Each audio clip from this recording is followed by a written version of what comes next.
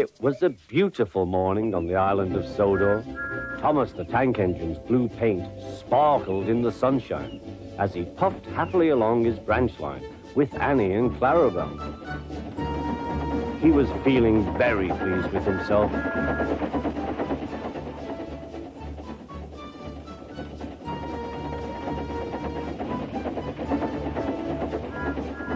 "Hello, Thomas," whistled Percy. "You look splendid." "Yes, indeed," boasted Thomas. "Blue is the only proper color for an engine."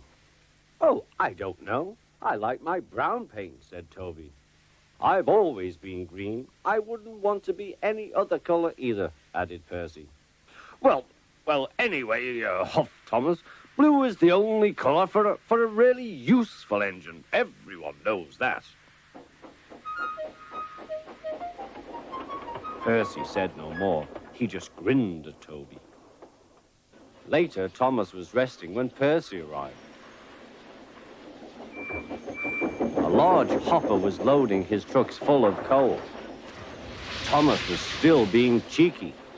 "Careful," he warned. "Watch out with those silly trucks." Go on, go on," muttered the trucks. "And by the way," went on Thomas, "those buffers don't look very safe to me." The last load poured down. "Help! I'm choking!" cried Thomas.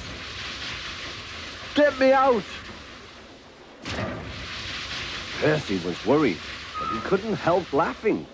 Thomas's smart blue paint was covered in coal dust from smoke box to bunker. "Ha ha," chuckled Percy. "You don't look really useful now, Thomas. You look really disgraceful." "I'm not disgraceful," choked Thomas.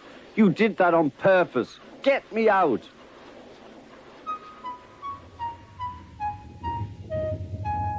It took so long to clean Thomas that he wasn't in time for his next train. Toby had to take Annie and Clarabelle. "Poor Thomas," whispered Annie to Clarabelle. They were most upset.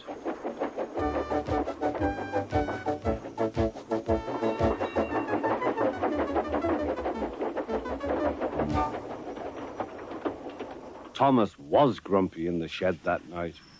Toby thought it a great joke, but Percy was cross with Thomas for thinking he had made his paint dirty on purpose.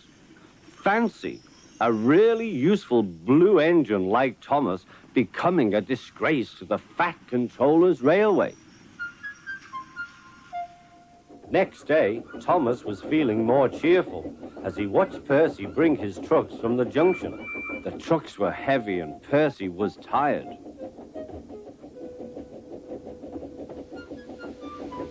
"Have a drink," said his driver, "then you'll feel better." The water column stood at the end of the siding with the unsafe buffers. Suddenly, Percy found that he couldn't stop. The buffers didn't stop him either. "Oh!" wailed Percy. "Help!" The buffers were broken and Percy was wheel-deep in coal. It was time for Thomas to leave. He had seen everything. "Now Percy has learned his lesson too," he chuckled to himself.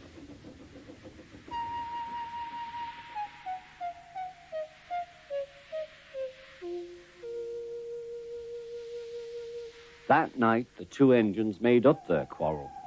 "I didn't cause your accident on purpose, Thomas," whispered Percy. "You do know that, don't you?" "Of course," replied Thomas, "and I'm sorry I was cheeky. Your green paint looks splendid again, too. In future, we'll both be more careful of coal."